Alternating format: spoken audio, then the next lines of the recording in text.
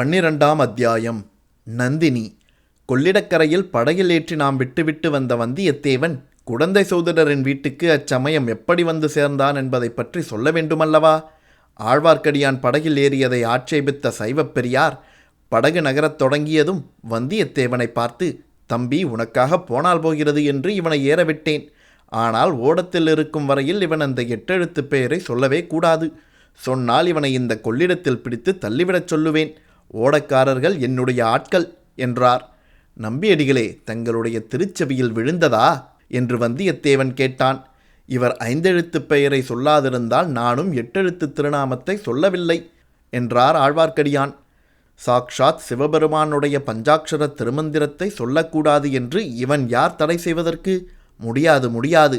கற்றூனை பூட்டி கடலிற் பாய்ச்சினும் நற்றுணையாவது நமச்சிவாயவே என்று சைவப் பெரியார் கம்பீர கர்ஜனை செய்தார். நாடினேன், நாடினான், கண்டுகொண்டேன் நாராயணா என்னும் நாமம் என்று ஆழ்வார்க்கடியான் உரத்த குரலில் பாடத் தொடங்கினான். சிவசிவ சிவா என்று சைவர் 2 காதுகளிலும் கைவிரலை வைத்து அடைத்து கொண்டார். ஆழ்வார்க்கடியான் பாட்டை நிறுத்தியதும் சைவர் காதில் வைத்திருந்த விரல்களை எடுத்தார். ஆழ்வார்க்கடியான் வந்தியத்தேவனை பார்த்து, தம்பி, நீயே அந்த வீர சைவரை கொஞ்சம் கேள். இவர் திருமாலின் பெயரை கேட்பதற்கே இவ்வளவு கஷ்டப்படுகிறாரே. ஸ்ரீரங்கத்தில் பள்ளி கொண்டிருக்கும் பெருமாளின் பாத கமலங்களை அலம்பிவிட்டுத்தான் இந்த கொள்ளிட நதி கீழே வருகிறது. பெருமாளின் பாதம் பட்ட தீர்த்தம் புண்ணிய தீர்த்தம் என்று தானே சிவபெருமான் திருவானைக்காவலில் அந்த தண்ணீரிலேயே மூழ்கித் தவம் செய்கிறார் என்று சொல்வதற்குள்ளே சைவப் பெரியார் மிக வெகுண்டு ஆழ்வார்க்கடியான் மீது பாய்ந்தார். படகினோரத்தில் 2 பேரும் கைகலக்கவே படகு கவிழ்ந்துவிடும் போலிருந்தது. ஓடக்காரர்களும் வந்தியத்தேவனும் குறுக்கிட்டு அவர்களை விலக்கினார்கள். பக்த சிரோன்மணிகளே, நீங்கள் இருவரும் இந்த கொள்ளிட வெள்ளத்திலே விழுந்து நேராக மோட்சத்துக்கு போக ஆசைப்படுவதாக தோன்றுகிறது. ஆனால் எனக்கு இன்னும் இந்த உலகத்தில் செய்ய வேண்டிய காரியங்கள் மிச்சமிருக்கின்றன என்றான் வந்தியத்தேவன். ஓடக்காரர்களில் ஒருவன், கொள்ளிடத்தில் விழுந்தால் மோட்சத்துக்கு போவது நிச்சயமோ என்னமோ தெரியாது. ஆனால் முதலையின் வயிற்றுக்குள் நிச்சயமாக போகலாம், அதோ பாருங்கள் என்றான். அவன் சுட்டிக்காட்டிய இடத்தில் முதலை ஒன்று பயங்கரமாக வாயை திறந்து கொண்டு காணப்பட்டது. எனக்கு முதலையை பற்றி சிறிதும் அச்சமில்லை. கஜேந்திரனை ரட்சித்த ஆதிமூலனான நாராயணமூர்த்தி எங்கே போய்விட்டார் என்றான் ஆழ்வார்க்கடியான். எங்கே போய்விட்டாரா? பிருந்தாவனத்து கோபிகாஸ்திரிகளின் சேலை தலைப்பில் ஒருவேளை ஒளிந்து கொண்டிருப்பார் என்றார் சைவர். அல்லது பஸ்மாசுரனுக்கு வரங்கொடுத்துவிட்டு அலறி புடைத்து கொண்டு ஓடியது போல் சிவனுக்கு இன்னொரு சங்கடம் ஏற்பட்டிருக்கலாம். அந்த சங்கடத்திலிருந்து சிவனை காப்பாற்றுவதற்காக திருமால் போயிருக்கலாம் என்றான் நம்பி. திரிபுர சம்ஹாரத்தின் போது விஷ்ணு அடைந்த கர்ப்பபங்கம் இந்த வைஷ்ணவனுக்கு ஞாபகமில்லை போலிருக்கிறது என்றார் சைவப் பெரியார். சுவாமிகளே, நீங்கள் எதற்காகத்தான் இப்படி சண்டை போடுகிறீர்களோ தெரியவில்லை. யாருக்கு எந்த தெய்வத்தின் பேரில் பக்தியோ அந்த தெய்வத்தை வழிபடுவதுதானே என்றான் வந்தியத்தேவன். சைவப் பெரியாரும் ஆழ்வார்க்கடியானும் ஏன் அவ்விதம் சண்டையிட்டார்கள்? வீரநாராயணபுரத்தில் ஏன் இதே மாதிரியான வாதப்போர் நடந்தது என்பதை பற்றி வாசகர்களுக்கு இச்சமயம் சொல்லிவிடுவது உசிதமாயிருக்கும். பழந்தமிழ்நாட்டில் ஏறக்குறைய 600 வருஷ காலம் பௌத்த மதமும் சமண மதமும் செல்வாக்கு பெற்றிருந்தன. இந்த செல்வாக்கினால் தமிழகம் பல நலன்களை எய்தியது. சிற்பம், சித்திரம், கவிதை, காவியம் முதலிய கலைகள் தழைத்தோங்கின. பின்னர் ஆழ்வார்களும் நாயன்மார்களும் தோன்றினார்கள். அமுதொழுகும் தெய்வத்தமிழ் பாசுரங்களை பொழிந்தார்கள். வைஷ்ணவத்தையும் சைவத்தையும் தழைத்தோங்கச் செய்தார்கள். இவர்களுடைய பிரச்சார முறை மிக சக்தி வாய்ந்ததாய் இருந்தது. சமய பிரச்சாரத்துக்கு சிற்பக்கலையுடன் கூட இசைக்கலையையும் பயன்படுத்தி கொண்டார்கள். ஆழ்வார்களின் பாசுரங்களையும் 3 தேவாரப் பண்களையும் தேவகானத்தையொத்த இசையில் அமைத்து பலர் பாடத் தொடங்கினார்கள். இந்த இசைப்பாடல்கள் கேட்போர் உள்ளங்களை பரவசப்படுத்தி பக்தி வெறியையூட்டின. ஆழ்வார்களின் பாடல் பெற்ற விஷ்ணு ஸ்தலங்களும் 3 பாடல் பெற்ற சிவஸ்தலங்களும் புதிய சிறப்பையும் புனிதத்தன்மையையும் அடைந்தன. அதற்கு முன் செங்கல்லாலும் மரத்தினாலும் கட்டப்பட்டிருந்த ஆலயங்கள் புதுப்பித்து கற்றளிகளாக கட்டப்பட்டன. இந்த திருப்பணியை விஜயாலய சோழன் காலத்திலிருந்து சோழ மன்னர்களும் மன்னர் குடும்பத்தை சேர்ந்தவர்களும் வெகுவாக செய்து வந்தார்கள். அதே சமயத்தில் கேரள நாட்டில் ஒரு விசேஷ சம்பவம் நடந்தது. காலடி என்னும் இடத்தில் ஒரு மகான் அவதரித்தார். இளம் பிராயத்தில் அவர் உலகத்தை துறந்து சந்நியாசியானார். வடமொழியில் உள்ள சகல சாஸ்திரங்களையும் படித்து கரை கண்டார். வேத உபனிஷதம், பகவத்கீதை, பிரம்மசூத்திரம் இவற்றின் அடிப்படையில் அத்வைத்த வேதாந்த கொள்கையின் கொடியை நாட்டினார். வடமொழியில் பெற்றிருந்த வித்வத்தின் உதவியினால் பாரத தேசம் முழுவதும் திக்விஜயம் செய்து ஆங்காங்கு 8 அத்வைத்த மடங்களை ஸ்தாபனம் செய்தார். இவருடைய கொள்கையை அவலம்பித்த அத்வைத்த சந்நியாசிகள் நாடெங்கும் பரவிச் சென்றார்கள். இவ்விதம் தமிழ்நாட்டில் நம் கதை நடந்த காலத்தில், அதாவது சுமார் 1000 வருஷங்களுக்கு முன்பு, பெரியதொரு சமய கொந்தளிப்பு ஏற்பட்டிருந்தது. இந்த கொந்தளிப்பிலிருந்து தீங்கு தரும் அம்சங்கள் சிலவும் தோன்றி பரவின. வீர வைஷ்ணவர்களும் வீர சைவர்களும் ஆங்காங்கு முளைத்தார்கள். அவர்கள் கண்ட இடங்களிலெல்லாம் சண்டையில் இறங்கினார்கள். இந்த வாதப்போரில் சில சமயம் அத்வைத்திகளும் கலந்து கொண்டார்கள். சமயவாத போர்கள் சில சமயம் அடிதடி சண்டையாக பரிணமித்தன. அந்த காலத்து சைவ வைஷ்ணவ போரை விளக்கும் அருமையான கதை ஒன்று உண்டு. ஸ்ரீரங்கத்து வைஷ்ணவர் ஒருவர் திருவானைக்காவல் ஆலய வெளிச்சுவரின் ஓரமாக போய்க் கொண்டிருந்தார். தலையில் திடீரென்று ஒரு கல் விழுந்தது. காயமாகி இரத்தமும் கசிந்தது. வைஷ்ணவர் அண்ணாந்து பார்த்தார். கோபுரத்தில் ஒரு காக்காய் உட்கார்ந்திருந்தபடியால் அந்த பழைய கோபுரத்தின் கல் இடிந்து விழுந்திருக்க வேண்டுமென்று அறிந்தார்.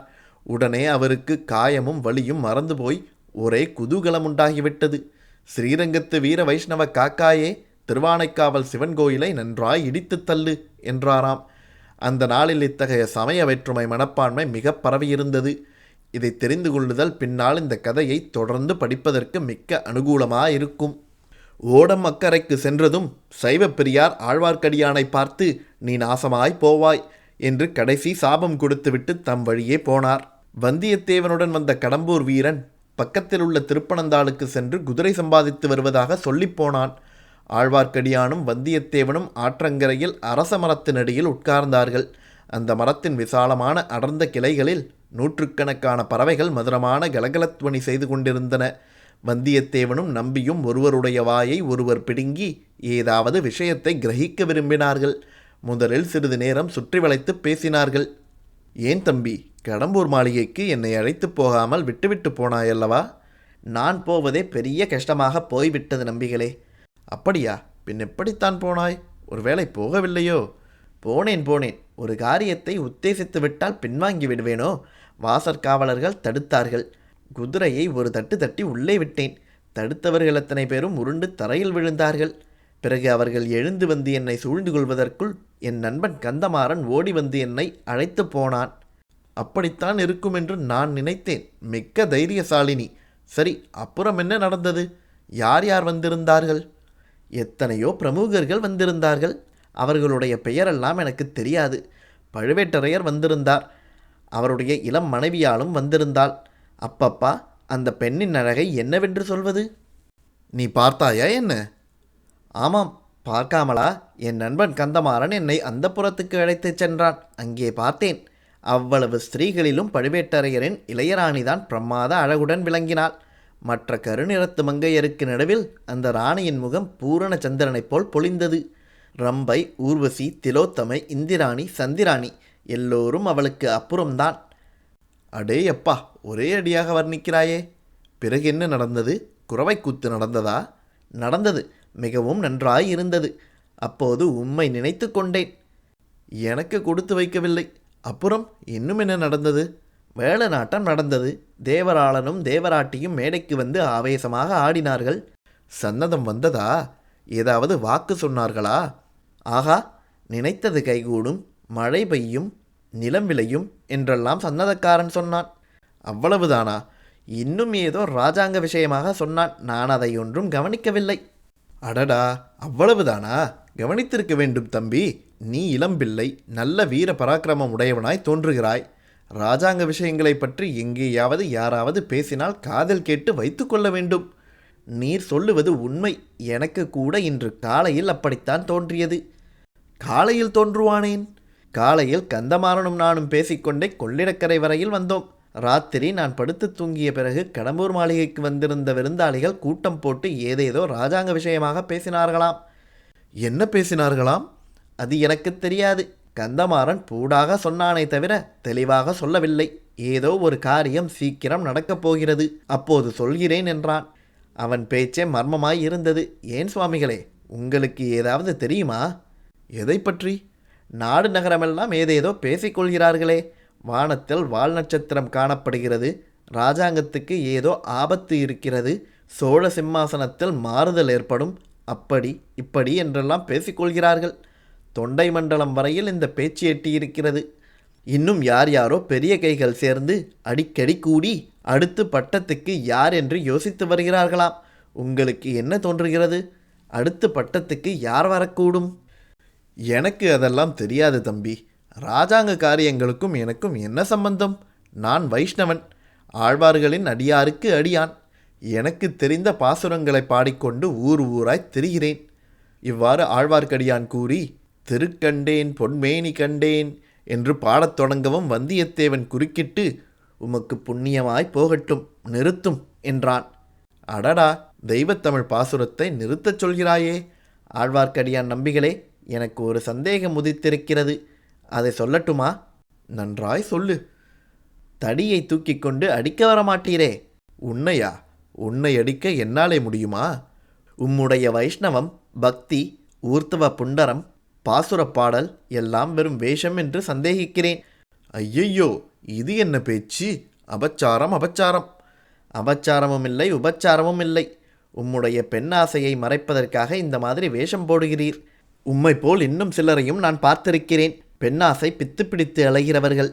அப்படி என்னத்தான் பெண்களிடம் காண்கிறீர்களோ அதுதான் எனக்கு தெரியவில்லை. எனக்கு எந்த பெண்ணை பார்த்தாலும் வெறுப்பாகவே இருக்கிறது. தம்பி, பெண் பித்து பிடித்து அலைகிறவர்கள் சிலர் உண்டு. ஆனால் அவர்களோடு என்னை சேர்க்காதே. நான் வேஷதாரி அல்ல. நீ அவ்விதம் சந்தேகிப்பது ரொம்ப தவறு. அப்படியானால் பல்லக்கில் வந்த அந்த பெண்ணிடம் ஓலை கொடுக்கும்படி என்னை ஏன் கேட்டீர்? அதிலும் இன்னொரு மனுஷன் மனம் புரிந்து கொண்ட பெண்ணிடம் மனத்தை செலுத்தலாமா? நீ கடம்பூர் மாளிகைக்கு வர வேண்டும் என்று சொன்னதும் அவளை பார்ப்பதற்குத்தானே? இல்லை என்று சொல்ல வேண்டாம். இல்லை என்று சொல்லவில்லை. ஆனால் அதற்கு நீ கூறிய காரணம் தவறு. வேறு தகுந்த காரணம் இருக்கிறது. அது பெரிய கதை. குதிரை இன்னும் வர காணோம். அந்த கதையைத்தான் சொல்லுங்களேன், கேட்கலாம். கதை என்றால் கற்பனை கதை அல்ல, உண்மையாக நடந்த கதை. அதிசய வரலாறு. கேட்டால் திகைத்து போவாய். அவசியம் சொல்லத்தான் வேண்டுமா? இஷ்டம் இருந்தால் சொல்லுங்கள். ஆம், சொல்லுகிறேன். கொஞ்சம் எனக்கு அவசரமாய் போக வேண்டும். இருந்தாலும் சொல்லிவிட்டு போகிறேன். மறுபடியும் உன்னிடம் ஏதாவது உதவி கோரும்படி இருந்தாலும் இருக்கும். அப்போது தட்டாமல் செய்வாயல்லவா? நியாயமாயிருந்தால் செய்வேன். உங்களுக்கு இஷ்டமில்லாவிட்டால் ஒன்றும் சொல்ல வேண்டாம். இல்லை இல்லை, உன்னிடம் கட்டாயம் சொல்லியே தீர வேண்டும். அந்த ரணியாசுரன் பழுவேட்டரையரின் இளம் மனைவி இருக்கிறாளே, நான் ஓலை கொண்டு போகச் சொன்னேனே, அவள் பெயர் நந்தினி. அவளுடைய கதையை நீ கேட்டால் ஆச்சரியப்பட்டு போவாய். உலகில் இப்படியும் அக்கிரமம் உண்டா என்று பொங்குவாய். இந்த முன்னுரையுடன் ஆழ்வார்க்கடியான் நந்தினியை பற்றி கதையை ஆரம்பித்தான். ஆழ்வார்க்கடியான் பாண்டிய நாட்டில் வைகை நதிக்கரையில் ஒரு கிராமத்தில் பிறந்தவன். அவனுடைய குடும்பத்தார் பரமபக்தர்களான வைஷ்ணவர்கள். அவனுடைய தந்தை ஒரு நாள் நதிக்கரையில் உள்ள நந்தவனத்துக்கு போனார். அங்கே ஒரு பெண் குழந்தை அனாதையாக கிடப்பதைக் கண்டார். குழந்தையை எடுத்துக்கொண்டு வீட்டுக்கு வந்தார். குழந்தை கலையாகவும் அழகாகவும் இருந்தபடியால் குடும்பத்தார் அன்புடன் போற்றி காப்பாற்றினார்கள். நந்தவனத்தில் அகப்பட்டபடியால் நந்தினி என்று குழந்தைக்கு பெயரிட்டார்கள். ஆழ்வார்க்கடியான் அப்பெண்ணை தன் தங்கை என்று கருதி பாராட்டி வந்தான். நந்தினிக்கு பிராயம் வளர்ந்து வந்தது போல் பெருமாளிடம் பக்தியும் வளர்ந்து வந்தது. அவள் மற்றொரு ஆண்டாளாகி பக்தர்களையெல்லாம் ஆட்கொள்ளப் போகிறாள் என்று அக்கம்பக்கத்தில் உள்ளவர்கள் நம்பினார்கள். அந்த நம்பிக்கை ஆழ்வார்க்கடியானுக்கு அதிகமாயிருந்தது.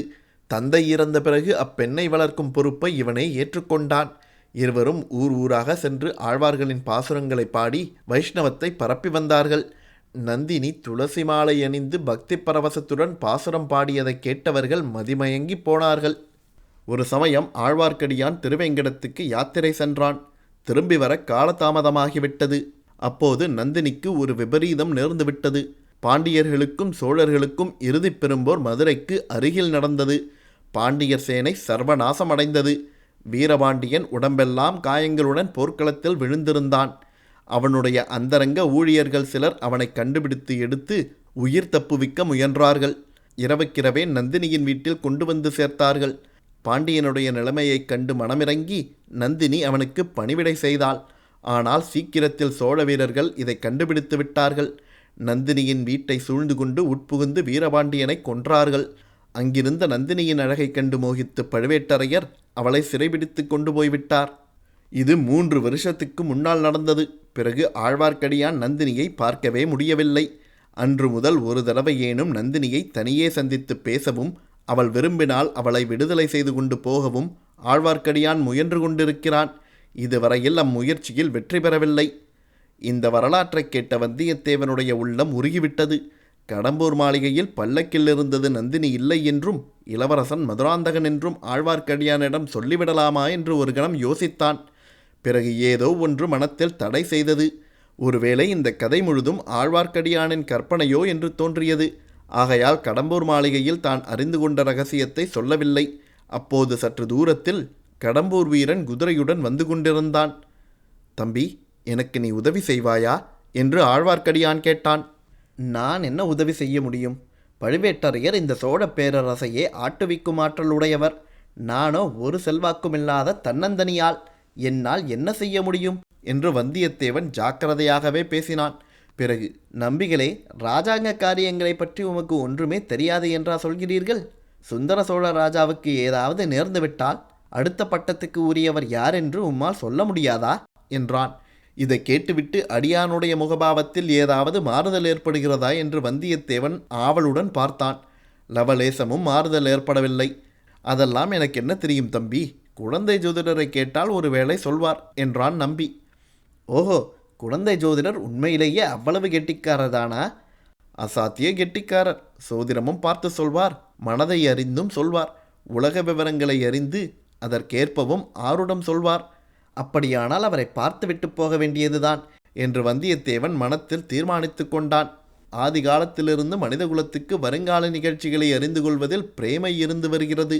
அரசர்களுக்கும் அந்த பிரேமை உண்டு, ஆண்டிகளுக்கும் உண்டு, முற்றும் துறந்த முனிவர்களுக்கும் உண்டு, இல்லறத்தில் உள்ள ஜனங்களுக்கும் உண்டு, அறிவிற் சிறந்த மேதாவிகளுக்கும் உண்டு, மூடமதியினர்களுக்கும் உண்டு. இத்தகைய பிரேமை நாடு நகரங்களை கடந்து பல அபாயங்களுக்கு துணிந்து அரசாங்க அந்தரங்க பணியை நிறைவேற்றுவதற்காக பிரயாணம் செய்து கொண்டிருந்த நம்முடைய வாலிப வீரனுக்கும் இருந்ததில் ஆச்சரியம் இல்லையல்லவா?